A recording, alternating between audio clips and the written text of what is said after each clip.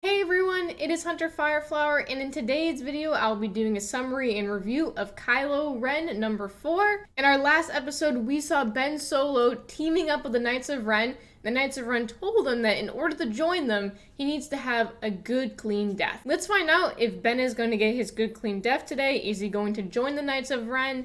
Or is something else going to happen?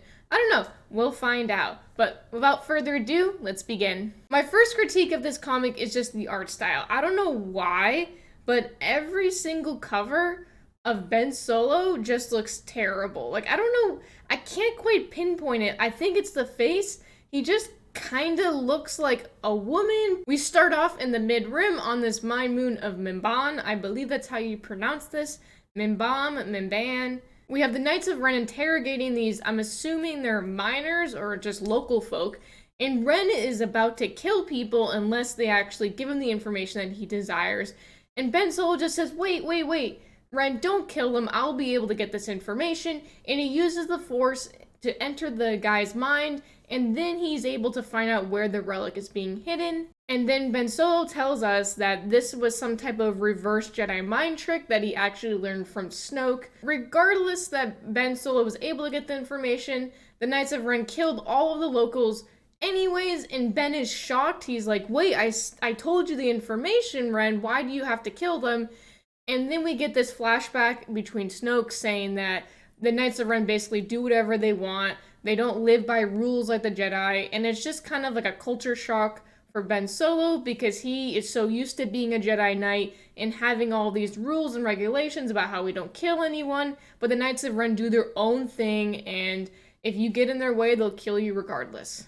As they're going down this mine shaft, Ren is talking to Ben, telling him that, Snoke said that you would be good, that you'd become one of us, but I'm really doubting that. You've gone through all your Jedi training, you have to prove to us that you actually want to be one of us.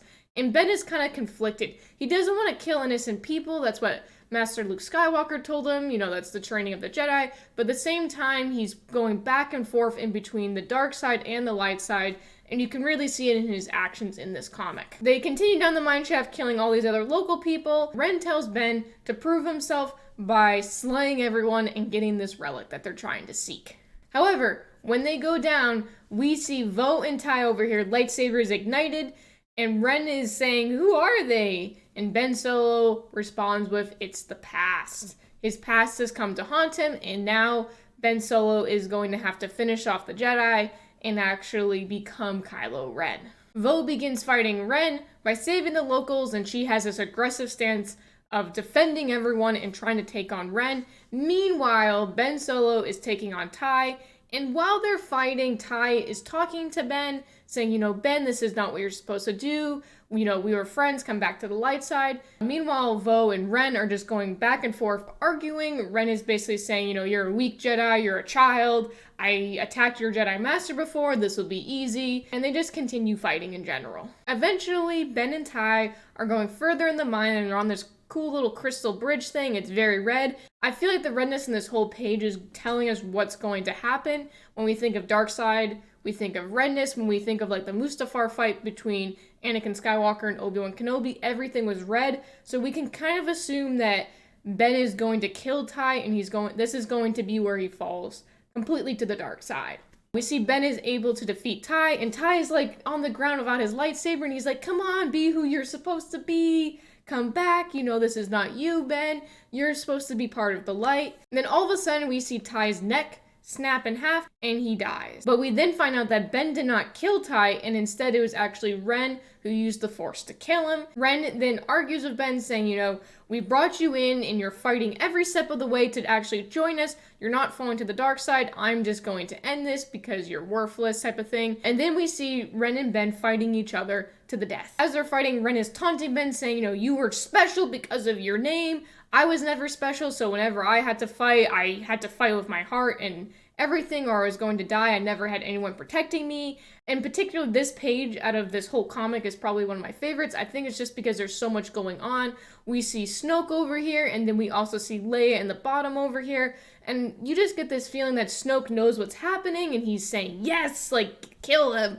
And then we see Leia saying, oh no, Ben is dying. I feel like everyone that's connected to Ben in some way or strong in the Force is feeling this fight going on between these two individuals. I like this next page in particular because it's trying to take this comic and somehow tie it into Rey, and we see her as a young version of Rey over here saying that she feels something cold. So I guess this is telling us that she's always been strong in the Force, but when you think of this young Rey feeling this coldness, this Force ability, and then you think of Rey in the movies who has no Force abilities and all of a sudden becomes OP, it doesn't really quite line up. So that's one of my critiques for this, is that I feel like the comics are trying to like patch the holes that were in the movies, and they're doing this by like making the movies make no sense because Rey has no Force abilities in The Force Awakens, so why would she feel the Force like way back when she was a child? I don't know, but I do like how they're trying to implement other characters in the movies into this comic. And then in addition, we do see Emperor Palpatine saying, yes, yes, claim your birthright and strike him down, which I believe is what he says in Return of the Jedi, except instead of strike him down, he says strike me down to turn into the dark side. So I do really like how they added Emperor Palpatine in there. He does look a little creepy. Like, why does he have like these really white eyes?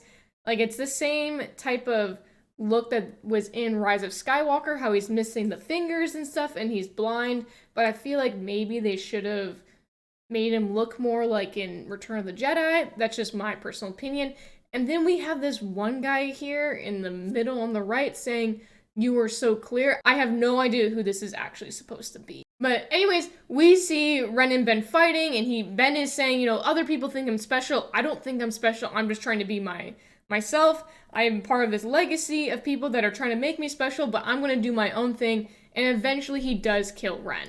After Ben Solo kills Ren, he then kills Vo, and I would say this was the last act of him actually falling to the dark side. This entire comic was building up how he was going to fall, and this final battle was his downfall. After this, Ben Solo then becomes the leader of the Knights of Ren, and they all bow to him and they all listen to him. And I guess this is telling us how he got the Knights of Ren, but I really wish that they added these guys in the movies. I have a feeling they were kind of like in the back of their minds, but they weren't sure how they were going to add them to the movie. So I really wish they added them in like The Force Awakens or something instead of Rise of Skywalker, because I feel like these guys would have made a really cool impact if you had the Knights of Ren with Captain Phasma throughout all three movies. The Knights of Ren and Ben Solo leave the mine, and I'm assuming they collect what they are looking for, which is the Mind Splinter. It doesn't actually talk about what that is, so I'm assuming maybe they're going to talk about it in another comic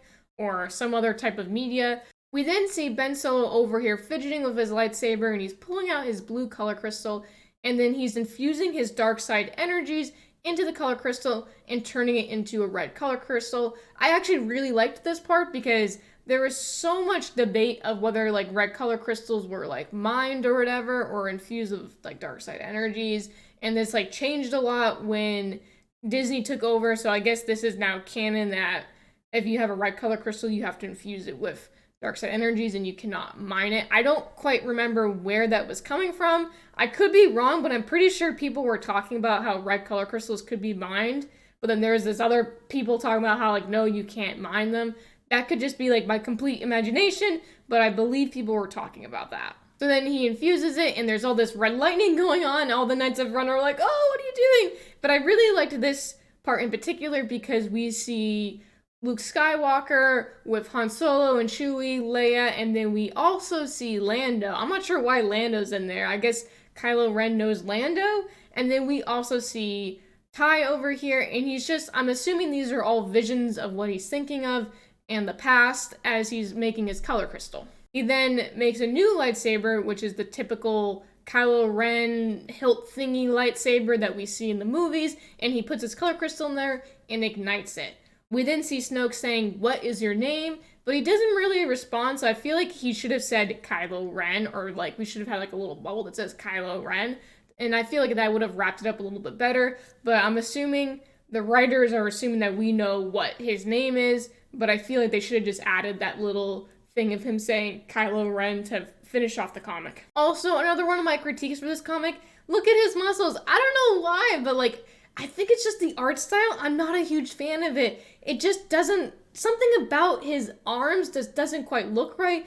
I mean, we already knew Kylo Ren was a square, but like I feel like there's just something going on with the muscle definition. Something about the way they draw him shirtless just doesn't look quite right to me. So tell me what you guys think of the art style, but for me, I just don't like the way that he looks muscularly. It just doesn't quite look right. I'm not sure quite what it is. But anyways, guys, that's it for the Rise of Kylo Ren series.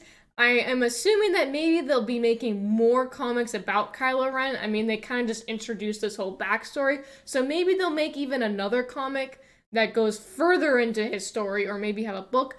I'm not quite sure. But anyways, guys, that's it for this video. I hope you enjoyed it. If you want to see other content similar to this, please go check out my channel. I make content regarding legends and canon, whether it be comics, TV, movies, or books. I try to do all of it. It's a lot of content, but I really like Star Wars, so I'm trying to make it all. But if you haven't already, please subscribe. It really helps me a lot. It makes me feel good inside to know that there's somebody else in the world that actually enjoys Star Wars as much as I do. But I'll see you guys in the next one. Stay frosty.